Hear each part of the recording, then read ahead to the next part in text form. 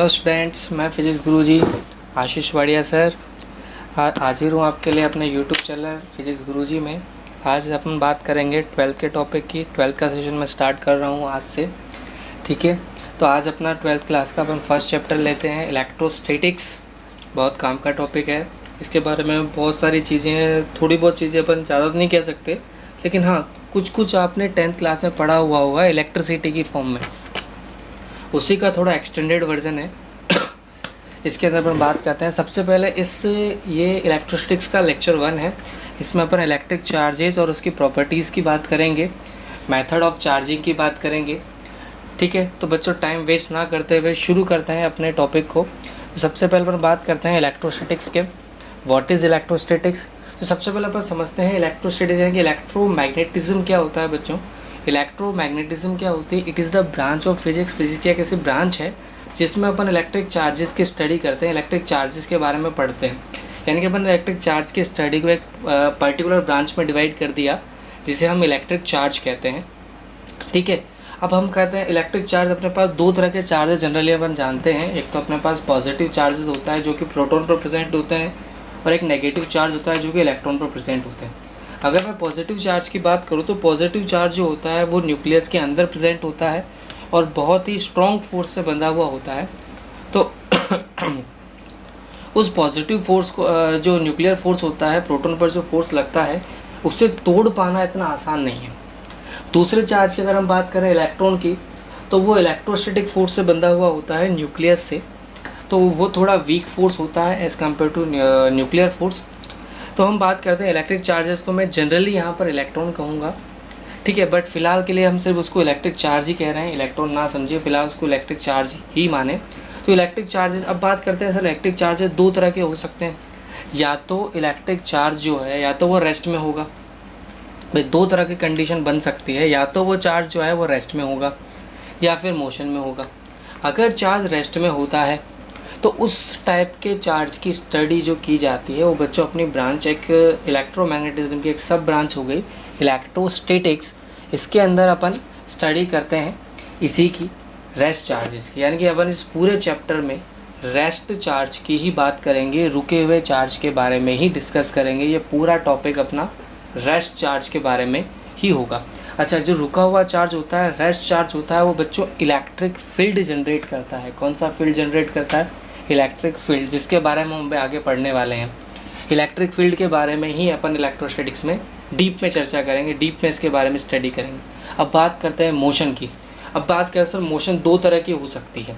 हाँ बच्चों, मोशन दो तरह की पॉसिबल है। कौन कौन से बता देता हूँ। एक तो पार्टिकल जो है वो यूनिफॉर्म मोशन करे। यूनिफॉर्म मोशन से मेरा मतलब है कांस्टेंट स्पीड से मूव करे, यानी कि अपनी स्पीड ना चेंज करे। ऐसा ना हो पहले 2 मीटर पर आवर से चल रहा था, फिर 5 कर दी, फिर 7 कर दी, इस तरह से स्पीड से मूव ना करे।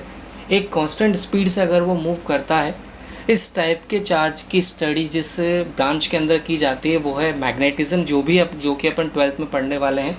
फिजिक्स फर्स्ट पूरी आपकी इलेक्ट्रोमैग्नेटिज्म कवर करता है, यानी कि आपकी 12th की पूरी फिजिक्स फर्स्ट जो है इलेक्ट्रोमैग्नेटिज्म पर ही है। पहला टॉपिक आपका इलेक्ट्रोस्टैटिक्स हो जाएगा, फिर मैग्नेटिज्म हो जाएगा।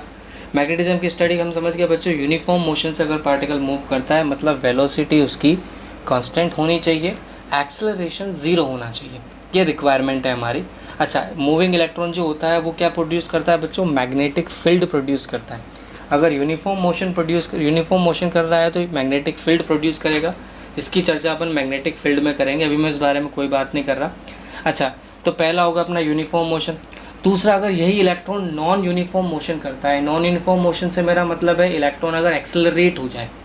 एक्सेलरेट से मेरा मतलब है अगर इलेक्ट्रॉन पागल हो जाता है तो वो इलेक्ट्रोमैग्नेटिक वेव इमिट करता है, EMW इलेक्ट्रोमैग्नेटिक वेव इमिट करता है, जो कि अपने फिजिक्स फर्स्ट का लास्ट टॉपिक है, इलेक्ट्रोमैग्नेटिक वेव। तो इलेक्ट्रोमैग्नेटिक वेव कब प्रोड्यूस होगी? जब इलेक्ट्रॉन एक्सेलरेट होगा।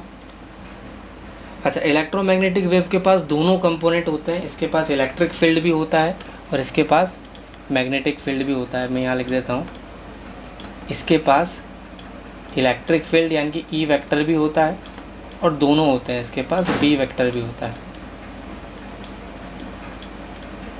इसके पास ओनली B वेक्टर होता है, इसके पास ओनली E वेक्टर होता है।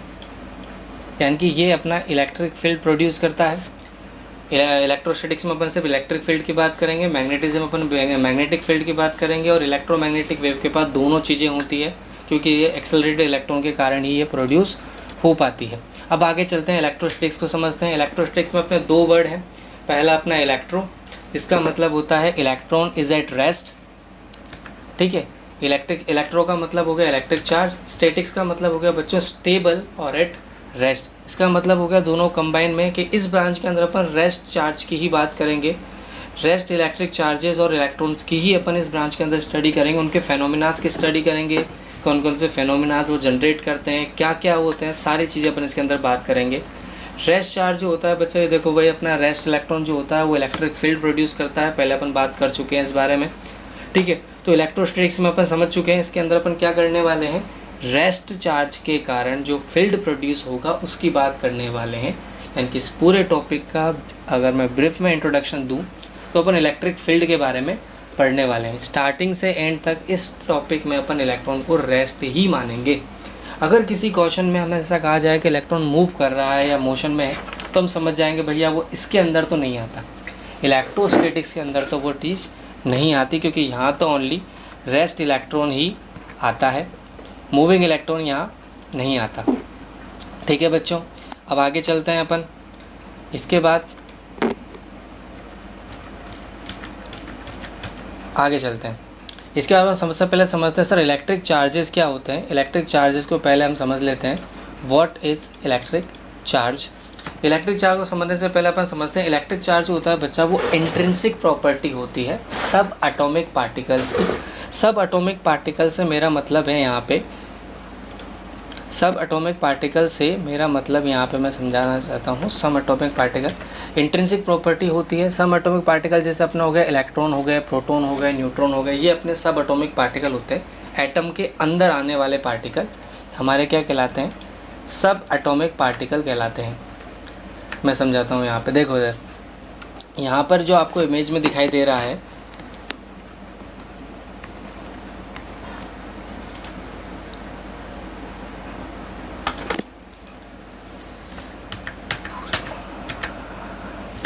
देखो बच्चों यहाँ पर जो आपको इमेज में दिखाई दे रही है, यहाँ पर ये एक एटम के स्ट्रक्चर में दिखाना चाह रहा हूँ। ये एक एटम के स्ट्रक्चर है, इसके अंदर ये इलेक्ट्रॉन है अपने, ये प्रोटॉन है और ये न्यूट्रॉन है। इन तीनों को ही हम बोलते हैं सब एटॉमिक पार्टिकल्स। ये तीनों ही अपने क्या कहलाते हैं बच्चों, सब एटॉमिक पार्टिकल्स कहलाते हैं। अच्छा, ये इंट्रिंसिक प्रॉपर्टी होती है इन सब एटॉमिक पार्टिकल्स की, जिसके कारण ही ये इलेक्ट्रिक और मैग्नेटिक प्रॉपर्टी शो कर पाते हैं। अब समझते हैं बच्चों इंट्रिंसिक प्रॉपर्टी से मेरा क्या मतलब है। इंट्रिंसिक प्रॉपर्टी से मेरा मतलब है जैसे ये अंदर की प्रॉपर्टी, मतलब इसे हम चेंज नहीं कर सकते। जैसे अगर सपोज़ मैं कह सकता हूँ, एक तरह से मैं इसको कंपेयर कर सकता हूँ, जैसे मैं कहूँ किसी कैंडिडेट के गुस्से से मैं इसको कंपेयर करता हूँ, मैं कहूँ गुस्सा। अब गुस्सा उसके अंदर की प्रॉपर्टी है, उसकी जन्मजात प्रॉब्लम है, उसको अपन कम नहीं कर सकते, ना ही बढ़ा सकते हैं, क्योंकि वो उसके अंदर की प्रॉपर्टी है। सिमिलरली सब एटॉमिक पार्टिकल्स की ये इंट्रिंसिक प्रॉपर्टी होती है, इसे आप और मैं चेंज नहीं कर सकते, इसीलिए इसे कहा गया इंट्रिंसिक प्रॉपर्टी। और इस प्रॉपर्टी के कारण ही ये इलेक्ट्रिक और मैग्नेटिक प्रॉपर्टी शो करते हैं। यानी कि इन प्रॉपर्टीज़ के कारण ही चार्ज बॉडी अट्रैक्ट और रिपेल होती है। यानी कि जो ये अदर बॉडीज़ को अट्रैक्ट और रिपेल करती है, चार्ज बॉडी जब अट्रैक्ट और रिपेल करती है तो इसी वजह से कर पाती है। यानी कि अगर कोई बॉडी अट्रैक्शन और रिपल्शन शो कर रही है तो हम उसे चार्ज कहेंगे, अगर वो अट्रैक्शन और रिपल्शन शो नहीं कर रही है तो उसे हम न्यूट्रल बॉडी कहेंगे या अनचार्ज बॉडी कहेंगे। जैसे यहाँ एक एग्जांपल में पिक दे रखी है, यहाँ पर जो बलून है वो भी अनचार्ज है। रीज़न क्योंकि वो गर्ल्स की हेयर को अट्रैक्ट नहीं कर रहा। तो अगर हमसे पूछा जाए कि बॉडी चार्ज कब होगी या किसी बॉडी के पास चार्ज है या नहीं है, तो हम यही कहेंगे कि बॉडी चार्ज तब मानी जाएगी जब वो किसी दूसरी बॉडी को अट्रैक्ट कर रही हो। यहाँ पर बलून अनचार्ज है because it is not attracting girls hair, girl के हेयर को ये अट्रैक्ट नहीं कर रहा है, इसीलिए हम इसको न्यूट्रल कहेंगे।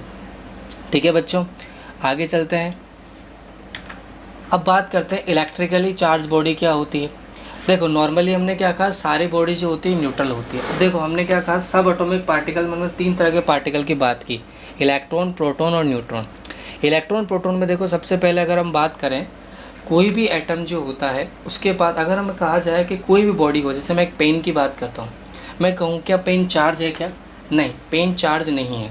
क्यों नहीं है बच्चों? क्योंकि ये मुझे या ये ना तो मेरे हेयर को अट्रैक्ट कर रहा है ना ही रिपेल कर रहा है।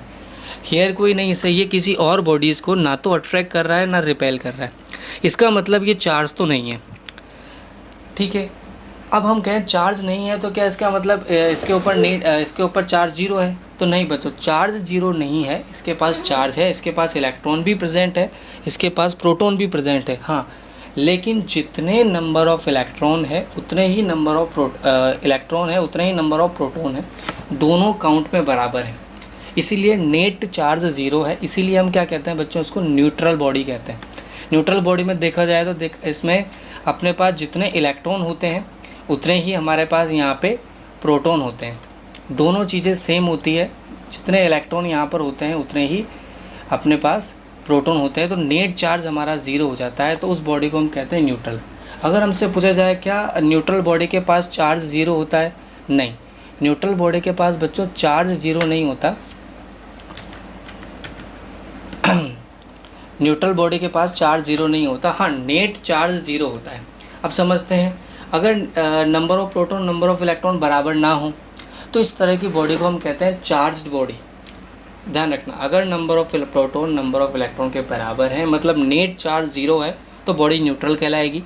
अगर number of electron number of proton के बराबर नहीं है, यानी कि हमारा नेट चार्ज जो है वो ज़ीरो के बराबर नहीं है, तो इस तरह की बॉडी को हम चार्ज बॉडी कहते हैं। चार्ज बॉडी अपने पास दो तरह की होती है, जो हम जब बचपन से पढ़ते आ रहे हैं। एक तो पॉजिटिवली चार्ज बॉडी और एक negatively charge body. Positively charge body कैसे बनती है वो अपने को बचपन में सिखाया जाता है कि जब बॉडी इलेक्ट्रॉन लूज़ करती है तो वो पॉजिटिवली चार्ज हो जाती है। जब कोई बॉडी इलेक्ट्रॉन लूज़ करती है तो वो पॉजिटिवली चार्ज हो जाती है, और जब कोई बॉडी इलेक्ट्रॉन गेन करती है तो नेगेटिवली चार्ज हो जाती है। ये हमें बचपन से सिखाया गया है। अब बात करते हैं ये इलेक्ट्रॉन गेन या लॉस कहाँ से हुआ। भाई सिंपल सी बात है, चार्ज बॉडी के पास number of proton number of electron बराबर नहीं है, मतलब कोई एक तो ज़्यादा होगा, या तो प्रोटॉन ज़्यादा होंगे या इलेक्ट्रॉन ज़्यादा होंगे, दोनों में से कोई एक ज़्यादा होगा। तो अगर नंबर ऑफ़ प्रोटॉन ज़्यादा हो जाते हैं तो उसे हम कहते हैं पॉजिटिवली चार्ज बॉडी, क्योंकि जाहिर सी बात है प्रोटॉन ज़्यादा हो जाएंगे तो उसके पास पॉजिटिव चार्ज बढ़ गया। पहले क्या था, जब दोनों बराबर थे उस टाइम पे जितना पॉजिटिव चार्ज था उतना ही नेगेटिव चार्ज भी था, दोनों मिला के ज़ीरो हो गया। अब क्या हुआ, पॉजिटिव चार्ज बढ़ गया, यानी कि नंबर ऑफ़ प्रोटॉन बढ़ गए तो पॉजिटिव चार्ज आ गया। अगर नंबर ऑफ़ इलेक्ट्रॉन ज़्यादा हो जाते हैं तो नेगेटिव चार्ज आ जाएगा। अब कहते हैं सर ये होगा कैसे? तो सिंपल सी बात है, ये तभी होगा जब इलेक्ट्रॉन का एक्सचेंज होगा, यानी कि जब दो न्यूट्रल बॉडीज़ के आसपास, सपोज़ मानो मैं ऐसा समझ सकता हूँ, मैं इसको आगे एग्जांपल के थ्रू आपको समझाऊंगा इजी वे में।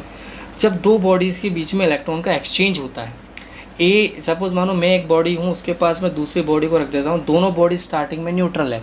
अगर दोनों में इलेक्ट्रॉन का एक्सचेंज होगा, या तो ए बी से इलेक्ट्रॉन ले ले या बी ए से इलेक्ट्रॉन ले ले, आपस में इलेक्ट्रॉन का एक्सचेंज अगर होता है तो जिसने इलेक्ट्रॉन दिया है वो पॉजिटिव चार्ज बन जाएगा, जिसने लिया है वो नेगेटिव चार्ज बन जाएगा। ऐसा क्यों?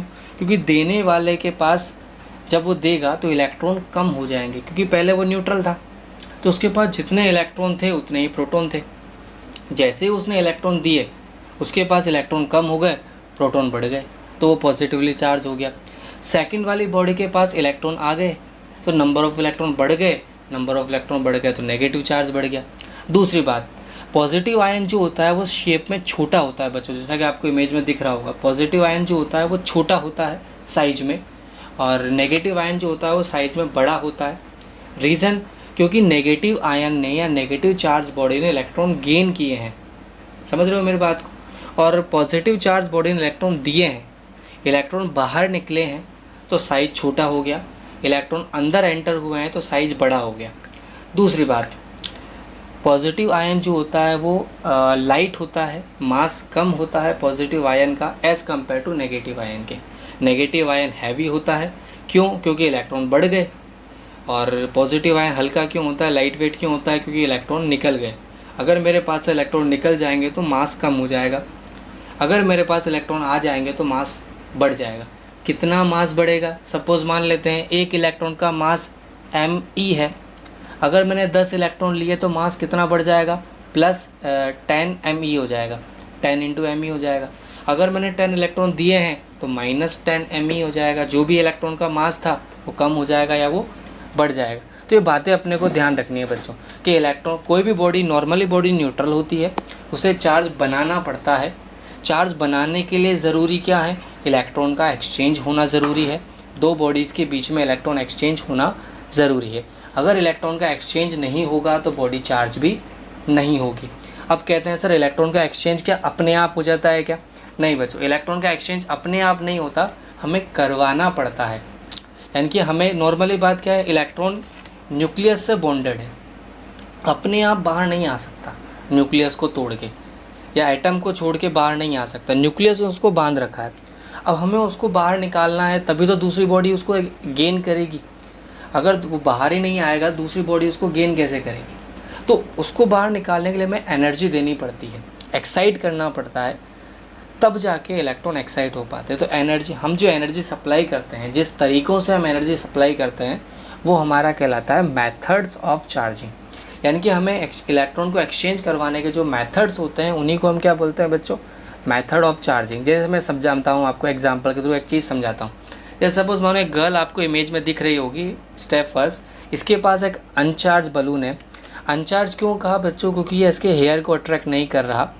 बलून जो है वो गर्ल्स के हेयर को अट्रैक्ट नहीं कर रहा है, इसलिए हमने इसको अनचार्ज बलून कहा। दूसरी बात करते हैं, सेकंड स्टेप में इसने क्या किया? उस बलून को अपने वुलन क्लॉथ से रब किया। उसको अपने वुलन क्लॉथ पे थोड़ी देर रब करते हैं। होता क्या है, जब रब करने के बाद उसने क्या नोटिस किया कि उसका जो बलून था, जो पहले उसकी हेयर को अट्रैक्ट नहीं कर रहा था, अब वो उसकी हेयर को अट्रैक्ट कर रहा है। इसका मतलब कुछ तो चेंज आया है। हमारे रब करने से, हमारे वुलन क्लॉथ से उसको रब करने से उसमें क्या चेंज आया? बलून के पास एक पावर आ गई, एक प्रॉपर्टी आ गई कि वो हेयर को अट्रैक्ट कर रहा है।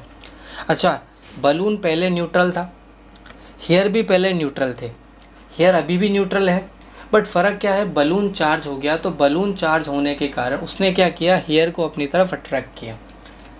तो हमने कह दिया कि भैया बलून चार्ज हो गया। चार्ज कहाँ से हुआ भैया? दोनों के बीच में एनर्जी एक्सचेंज हुआ है। एक बॉडी से निकलकर इलेक्ट्रॉन दूसरे बॉडी में गए होंगे, या तो बलून से निकलकर गए होंगे हेयर में, या फिर हेयर से निकलकर आए होंगे बलून में। तो बलून को यहाँ पर नेगेटिव चार्ज मिला है। नेगेटिव चार्ज मिलने का मतलब क्या हुआ बच्चों? इसने इलेक्ट्रॉन लिए हैं। बलून नेगेटिवली चार्ज हो गया, इसका मतलब इसने इलेक्ट्रॉन लिए हैं। दिए किसने? ऑब्वियसली हेयर ने दिए हैं, क्योंकि इन दोनों के बीच में ही एनर्जी एक्सचेंज हुई है, इलेक्ट्रॉन एक्सचेंज हुए हैं। अब बात आती है सर कौन देगा और कौन लेगा, ये कैसे पता लगेगा? तो इसका भी मैं आपको बताता हूँ। सबसे पहले अपन चार्जिंग मेथड की बात, तो ये एग्जांपल था एक जिसमें अपने नॉर्मल हेयर बलून को रब किया और उसको चार्ज बना दिया। ये प्रैक्टिकल आपने जनरल लाइफ में बहुत बार किया होगा। अपने कॉम्ब के, प्लास्टिक कॉम्ब के साथ भी ये प्रैक्टिकल आपने घर में किया होगा। बलून को आपने हेयर से रब करके दीवार पर ट्रैक करवाया होगा, वो भी आपने बहुत किया होगा। तो ये सिंपल एग्जांपल है। इन्हें स्टैटिक इलेक्ट्रिसिटी कहते हैं। क्या कहते हैं बच्चों? स्टैटिक इलेक्ट्रिसिटी के एग्जांपल होते हैं। चलिए अपन आगे बढ़ते हैं, मेथड्स ऑफ चार्जिंग को समझते हैं। आई होप बच्चों आपको एग्जांपल समझ में आया होगा। आगे चलते हैं। मेथड ऑफ चार्जिंग, अपने पास 3 तरह के मेथड होते हैं बच्चों चार्जिंग के। पहला चार्जिंग बाय फ्रिक्शन, दूसरा चार्जिंग बाय इंडक्शन, और थर्ड अपना होता है बच्चों चार्जिंग बाय कंडक्शन। 3 मेथड अपने पास होते हैं। तो सबसे पहले अपन समझते हैं चार्जिंग बाय फ्रिक्शन को। हम समझते हैं, देखो सिंपल सी बात है। मैं एक एग्जांपल आपको और समझाता हूँ। एक गर्ल है, उसके पास एक हेयर है, मतलब कॉम्ब है। स्टार्टिंग में देखो ध्यान देना, दोनों न्यूट्रल हैं। हेयर पे देखें तो 3 ही उसके पास पॉजिटिव चार्ज है, तो 3 ही उसके पास इलेक्ट्रॉन्स हैं। इधर अपन कॉम्ब को देखें तो कॉम्ब के पास भी 3 प्रोटॉन हैं और 3 ही इलेक्ट्रॉन हैं। मतलब दोनों बॉडी स्टार्टिंग में न्यूट्रल थी। अब उसने क्या किया? अपने बाल बनाती है। बाल बनाने के बाद हुआ क्या? दोनों में इलेक्ट्रॉन एक्सचेंज हुआ। तो जो हेयर है वो पॉजिटिवली चार्ज हो गए और जो कॉम्ब है वो नेगेटिवली चार्ज हो गई। हुआ क्या? दोनों के बीच में फ्रिक्शन हुआ। फ्रिक्शन होने से क्या होता है बच्चों? जब दो बॉडीज़ को रब किया जाता है, दो इंसुलेटिंग बॉडीज़ को रब किया जाता है आपस में, तो क्या होता है? टेम्परेचर बढ़ता है। टेम्परेचर बढ़ने से क्या होता है? टेम्परेचर बढ़ने के कारण इलेक्ट्रॉन जो कि न्यूक्लियस से बॉन्डेड था वो फ्री हो जाता है, उसकी एनर्जी बढ़ जाती है। हमने उनको टेम्परेचर की फॉर्म में एनर्जी दी और उसकी एनर्जी बढ़ जाती है। एनर्जी बढ़ते ही वो बाहर निकल जाता है। बाहर निकलते ही दूसरा सब्सटेंस जो होता है वो उसको कैच कर लेता है। अब बात करते हैं सर देगा कौन और लेगा कौन। तो इलेक्ट्रॉन वो बॉडी देना पसंद करती है या इलेक्ट्रॉन लेना वो मटेरियल या वो बॉडी इलेक्ट्रॉन लेना पसंद करेगी जिसकी इलेक्ट्रॉन एफिनिटी जो है वो हाई होती है, सॉरी इलेक्ट्रॉन एफिनिटी जो है वो लो होती है। इलेक्ट्रॉन एफिनिटी लो होने का मतलब क्या हो गया, सॉरी इलेक्ट्रॉन एफिनिटी हाई होनी चाहिए, इसके लिए इलेक्ट्रॉन एफिनिटी हाई होनी चाहिए। इलेक्ट्रॉन एफिनिटी हाई होने का मतलब क्या होगा, इलेक्ट्रॉन को जोड़ने के लिए रिक्वायर्ड एनर्जी। तो इलेक्ट्रॉन एफिनिटी एक टर्म होती है, खैर वो अपने काम की टॉपिक नहीं है, इलेक्ट्रॉन एफिनिटी से हमें को भी कोई लेना देना नहीं है। बस अपने को ध्यान रखना है कि एक बॉडी इलेक्ट्रॉन देती है, एक बॉडी इलेक्ट्रॉन लेती है। जो बॉडी इलेक्ट्रॉन देगी वो पॉजिटिवली चार्ज हो जाएगी और जो बॉडी इलेक्ट्रॉन लेगी वो नेगेटिवली चार्ज हो जाएगी। फ्रिक्शन में हम क्या करते हैं, दो बॉडीज़ को रब करते हैं, उससे टेम्परेचर रेज होता है, टेम्परेचर रेज होने से सिस्टम की एनर्जी रेज होती है, एनर्जी रेज होने से ही उनके बीच में इलेक्ट्रॉन एक्सचेंज हो पाता है। ये हमारा पहला मेथड है चार्जिंग बाय फ्रिक्शन। अब चलते हैं दूसरे मेथड पे, चार्जिंग बाय इंडक्शन। इंडक्शन को समझने देखो, आपके पास 3 स्पेयर हैं। सबसे पहले मैं एग्जांपल एक ही बात करता हूँ। इसमें क्या होगा, दोनों स्पेयर जो है वो मतलब दोनों जो, एक तो अपनी एबोनाइट की रॉड है एक मिनट, एक तो अपने पास एबोनाइट की रॉड है,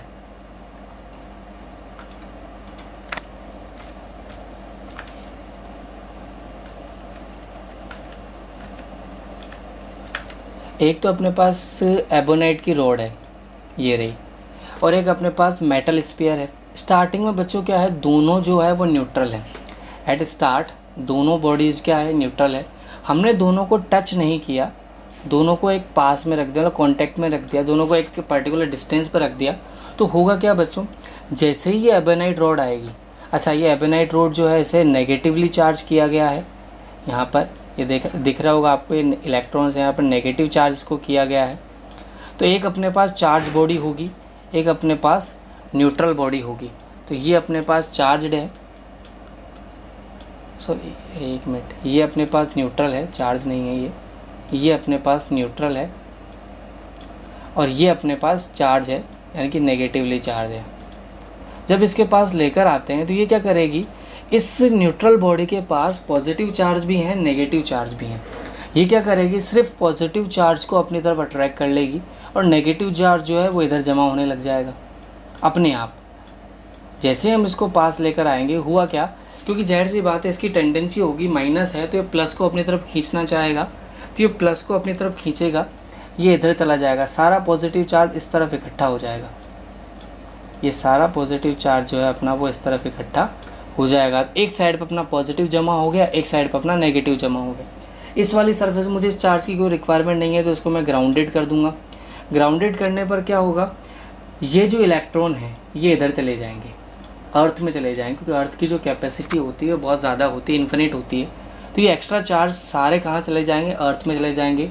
तो इस स्पेयर के पास पॉजिटिव चार्ज आ जाएगा, यानी कि ये स्पेयर जो है अपना ये पॉजिटिवली चार्ज हो गया, जो कि पहले नेगेटिव था। तो हमने इस तरीके में हमने क्या किया, इंडक्शन का सिंपल प्रिंसिपल होता है, एक अनचार्ज बॉडी होती है, जो भी अनचार्ज बॉडी है जिससे हम चार्ज बनाना चाहते हैं, चार्ज करना चाहते हैं, उसके पास एक चार्ज बॉडी को लेकर जाते हैं न्यूट्रल बॉडी के पास। दोनों को कांटेक्ट में नहीं लाते, बस पास लाते हैं। तो एक साइड पे उसका अपोजिट चार्ज माइनस है तो यहाँ प्लस जमा हो जाएगा।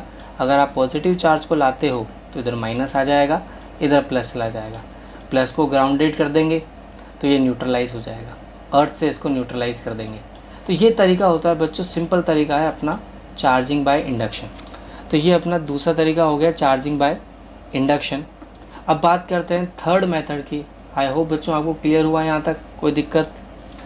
तो आगे चलते हैं अपन चार्जिंग बाय थर्ड मेथड पर अपन बात करते हैं। थर्ड अपना होता है चार्जिंग बाय कंडक्शन। ये सिंपल मेथड होता है। इसमें अपन क्या करते हैं, एक अनचार्ज स्पेयर होता है, अपना स्पेयर डायग्राम में आपको दिख रहा होगा, वही आपका न्यूट्रल स्पेयर है। उसके बाद आप एबोनेट की रॉड को लाते हो, चार्ज रॉड को लाते हो, चार्ज बॉडी को लाते हो, दोनों को कॉन्टेक्ट करा दो। कॉन्टेक्ट कराते हैं, चार्ज सिंपल सी बात है, हायर बॉडी से लोअर पोटेंशियल वाली बॉडी पर मूव करने लगेंगे। ठीक है, तो चार्ज अनचार्ज बॉडी से चार्ज बॉडी से अनचार्ज बॉडी की तरफ चार्ज फ्लो होने लगेगा। थोड़ी देर बाद आपका जो अनचार्ज स्पेयर है वो भी चार्ज हो जाएगा, न्यूट्रल स्पेयर है वो भी चार्ज हो जाएगा। तो कंडक्शन अपना सिंपल प्रोसेस होता है, सिंपल मेथड होता है कंडक्शन का, कि अपने को सिंपल उनको कांटेक्ट में रखना है, कांटेक्ट में रख के उन्हें चार्ज करना है, सिंपल मेथड है। अब देखो इसमें एक चीज़ अपने को ध्यान रखनी है, यहाँ पर सपोज़ मान लेता हूँ ये मेरा स्फीयर ए है, इसके ऊपर स्टार्टिंग में जो चार्ज था वो ज़ीरो था क्योंकि न्यूट्रल बॉडी है ये, और इसके ऊपर चार्ज मान लेता हूँ क्यू चार्ज है, इसको मैं Q1 कह देता हूँ, इसको मैं Q2 कह देता हूँ। सॉरी, इस पर तो अभी ज़ीरो है तो इसको तो अपन ज़ीरो ही कहेंगे। इस पर अभी स्टार्टिंग में चार्ज ज़ीरो है, Q इसके लिए ज़ीरो है। अब हुआ क्या, हमने क्या किया, सिर्फ इसको कांटेक्ट में यानी कि टच करके हटा दिया, बस मैंने रॉड को इससे टच किया और हटा दिया। अब हमसे पूछा गया बताओ अब चार्ज कितना हुआ इस रॉड पे और इस पे, तो हम कहेंगे जैसे आपने इसको टच किया इसके ऊपर चार्ज पहले Q था, कोई भी चार्ज हो सकता है, Q चार्ज था, तो आफ्टर टच करने के बाद क्या होगा, इस पे चार्ज हाफ हो जाएगा। भले आपने इसको कुछ मिली सेकेंड के लिए टच किया हो, तो यहाँ पर भी चार्ज Q/2 हो गया, इस पे भी चार्ज कितना हो गया, Q/2। अच्छा, मैंने ऐसा क्यों कहा बच्चों, क्योंकि सिंपल सी बात है, पहले Q था तो बाद में भी Q ही होगा। भले आप इसको कुछ मिली सेकेंड के लिए कॉन्टैक्ट में रखो, चार्ज हाफ हो जाता है। इसके ऊपर भी Q/2 हो गया, इसके ऊपर भी Q/2 हो गया। अब अगर आप इस रोड को किसी दूसरे टच कराओगे तो वहाँ पर ये Q/2 चार्ज लेकर ही जाएगी, आधा चार्ज इसने इस स्पेयर को दे दिया। तो ये अपना होता है चार्जिंग बाय कंडक्शन। आगे चलते हैं, इसके बाद हम बात करते हैं बच्चों प्रॉपर्टीज़ ऑफ इलेक्ट्रिक चार्जेस की। हम समझते हैं क्या क्या प्रॉपर्टीज़ होती है इलेक्ट्रिक चार्जेस की।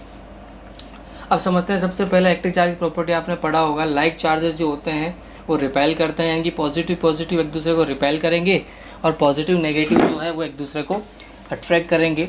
लाइक चार्जेस जो होते हैं वो रिपेल करते हैं और अनलाइक चार्जेस जो होते हैं वो एक दूसरे को अट्रैक्ट करते हैं। बच्चों ये पहली प्रॉपर्टी है, हमें ध्यान रखनी है।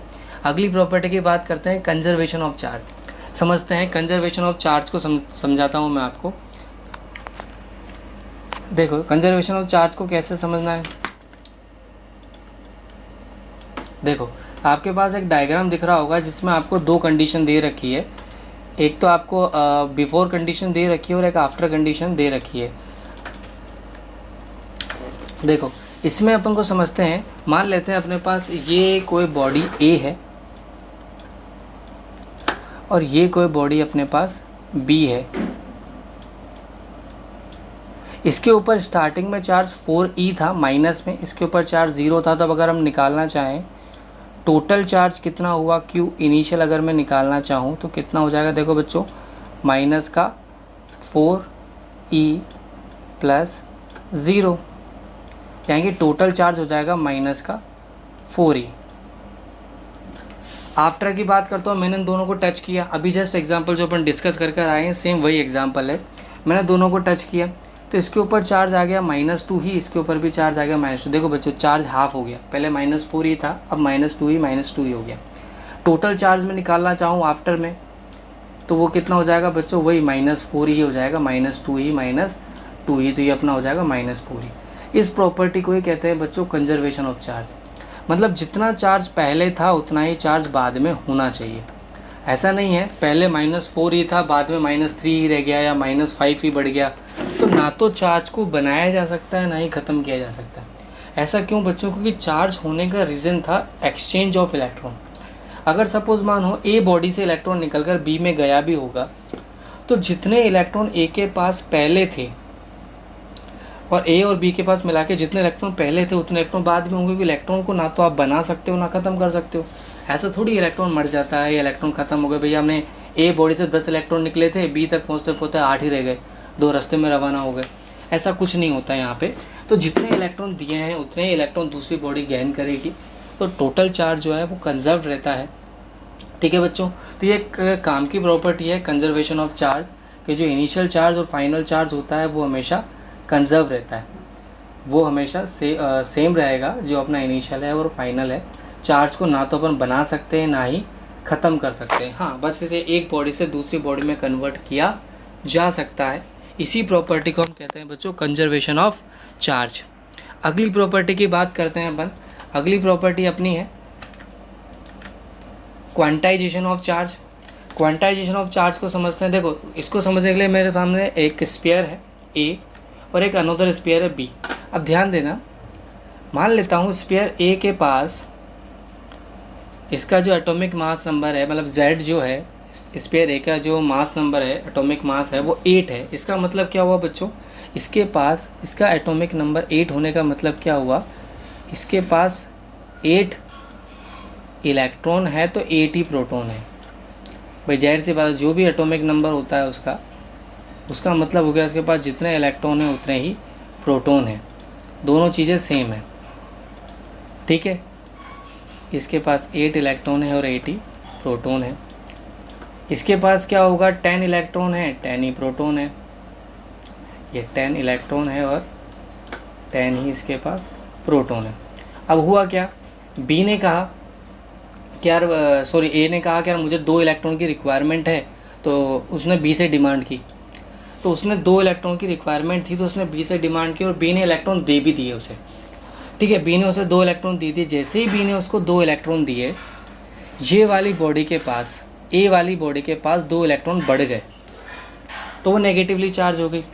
और ए वाली बॉडी के पास इलेक्ट्रॉन कम हो गए, 2 इलेक्ट्रॉन कम हो गए तो ये पॉजिटिव चार्ज हो गई, क्योंकि इसने इलेक्ट्रॉन दिए हैं तो ये पॉजिटिवली चार्ज हो जाएगी। और इसने इलेक्ट्रॉन लिए हैं, भाई जाहिर सी बात है इसने इलेक्ट्रॉन दिया है तो ये पॉजिटिव चार्ज हो गई, इसने लिया है तो ये नेगेटिव चार्ज हो गई। अब ध्यान देना, सेम इस तरह से ही अगर मान लेते हैं ए को 10 इलेक्ट्रॉन की रिक्वायरमेंट होती तो ये 10 दे देता आराम से, 20 को 10 दे देता तो ये माइनस का 10 ई हो जाता, इधर अपना प्लस का 10 ई हो जाता। ऐसा क्यों? अच्छा, मैंने ई क्यों लगाया, क्योंकि जाहिर सी बात है अगर इलेक्ट्रॉन यहाँ से निकल कर यहाँ जाएगा तो अपने साथ अपना चार्ज भी लेकर जाएगा, क्योंकि मैंने क्या कहा था बच्चों, ये उसकी इंट्रिंसिक प्रॉपर्टी है। समझाता हूँ कैसे।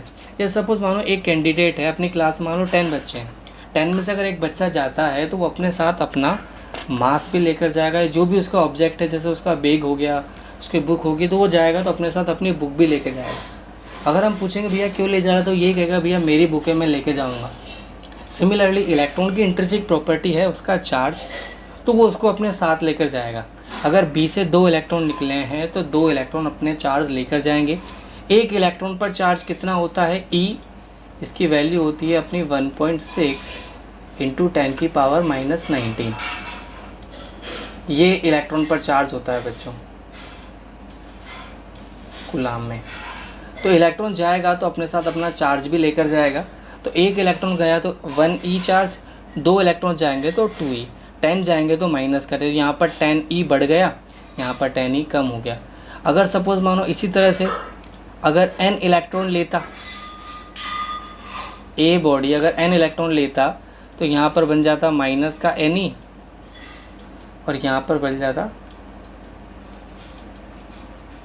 प्लस का n ई, ठीक है बच्चों। तो ये अब हुआ क्या, जैसे ही ए को इलेक्ट्रॉन मिलने लगे, ए को थोड़ा लालच आ गया, वो सोचता है यार हम तो जो भी डिमांड करते हैं बी तो आसान दे देता है। तो ए ने कहा यार मुझे 10.5 इलेक्ट्रॉन चाहिए। कितने चाहिए? ए ने 10.5 इलेक्ट्रॉन की डिमांड की। जैसे ही ए ने 10.5 इलेक्ट्रॉन की डिमांड की, बी को गुस्सा आ गया। उसने कहा कि देख लेना है तो या तो 10 ले या 11 ले, तेरे लिए आधा इलेक्ट्रॉन कहाँ से लाऊं भाई, इलेक्ट्रॉन पहले ही सबसे छोटा पार्टिकल है, अब तू उसमें से भी आधा इलेक्ट्रॉन मांगेगा तो मैं तेरे को कहाँ से दूंगा।